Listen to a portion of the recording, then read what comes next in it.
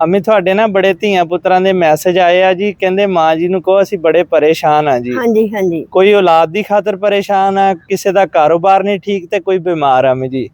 ਤੇ ਸਾਰੇ ਕਹਿੰਦੇ ਮਾਂ ਜੀ ਨੂੰ ਕਹੋ ਸਾਡੇ ਵਾਸਤੇ ਦੁਆ ਹੀ ਕਰ ਦਿਓ ਜੀ। ਲਓ ਬੇਟੇ ਮੈਂ ਦੁਆ ਕਰ ਦਿੰਨੀ ਆ ਕਿ ਕਬੂਲ ਉਸ ਮਾਲਕ ਨੇ ਕਰਨਾ ਆ। परेशानियां मालका दूर कर दे, तेरी शान जे शान दा वास्ता आई।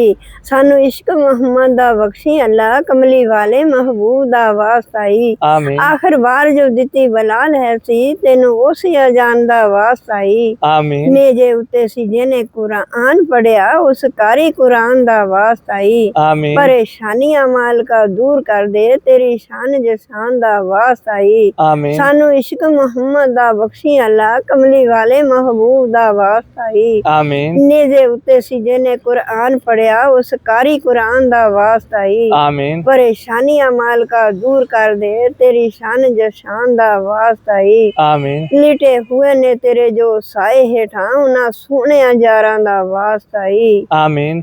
अल्लाह ताला तू सब दियां परेशानियां दूर कर दे। मेरे बच्चों दियां जो परेशानियां सब दूर कर दे। अल्लाह तू इन्हां बच्चों दे उत्ते रहमत कर दे। अल्लाह मेरे बच्चों नू परेशानियां बहुत आ, अल्लाह तू परेशानी दूर कर दे। अल्लाह तू सब दियां परेशानियां दूर कर दे, बीमारियां दूर कर दे, हर ख्वाहिशां मंजूर कर ले। आमीन। अल्लाह ताला करम करे, मेरे बच्चों दे उत्ते रहम करे, फजल करे। अल्लाह ताला तू मेरे बच्चों दे उत्ते रहम करी।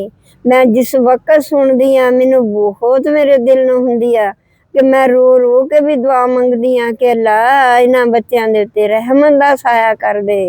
किसे दे औलाद नहीं हैगी, अल्लाह तू उन्हां दी गोद बच्चों दे नाल भर दे। अल्लाह उन्हां नू बच्चे दे, जिंदगी वाले बच्चे देई। अल्लाह तू सब नू बच्चे देई। अल्लाह सदका सोने दा करके अल्लाह तू मेरे बच्चे वर्गे बच्चे अता कर दे।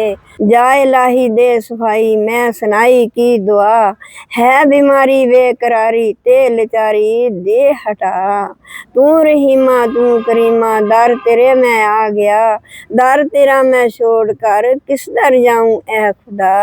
या अल्लाह बीमारां नू शफा अता फरमा दे, गरीबां दे उत्ते रहम अता फरमा दे। अल्लाह बे औलाद नू जिंदगी वाली औलाद अता फरमा दे।